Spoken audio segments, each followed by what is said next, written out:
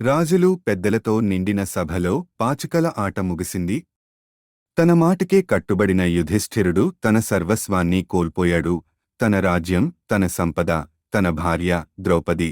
దుర్యోధనుడు తన సోదరుడైన దుశ్శాసనుడిని ద్రౌపదిని సభలోకి ఈడ్చుకురమ్మని ఆజ్ఞాపించాడు. ఆమె జుట్టు పట్టుకుని ఆమె గౌరవానికి మర్యాదకు అవమానం కలిగిస్తూ ఆమెను ప్రవేశపెట్టారు. ద్రౌపది సభ ముందు నిలబడుతుంది. ఆమె కన్నులలో ధైర్యం, నిరాశ కలగలిసి ప్రకాశిస్తున్నాయి. ఆమె ఆ జూదాన్ని ప్రశ్నించి భీష్మ, ద్రోణ వంటి పెద్దలను ధర్మాన్ని నిలబెట్టమని సవాలు చేస్తుంది. కాని వారందరూ సిగ్గుతో తలలు వంచుకుని మౌనంగా ఉండిపోతారు. దుర్యోధనుడు నిండు సభలో ద్రౌపది చీరను లాగివేయమని దుశ్శాసనుడిని ఆదేశించాడు. మనుషుల నుండి ఎలాంటి సహాయం అందకపోవడంతో ద్రౌపది కళ్ళు మూసుకుని ఆమె సభపైనుంచి ఆశ వదులుకుని ఎప్పుడు ఓడిపోని అతనిని పిలుస్తుంది, ఓ కృష్ణ, ఓ గోవిందా. దుశ్శాసనుడు లాగుతుండగా ఆ చీర అద్భుతంగా సాగడం మొదలవుతుంది.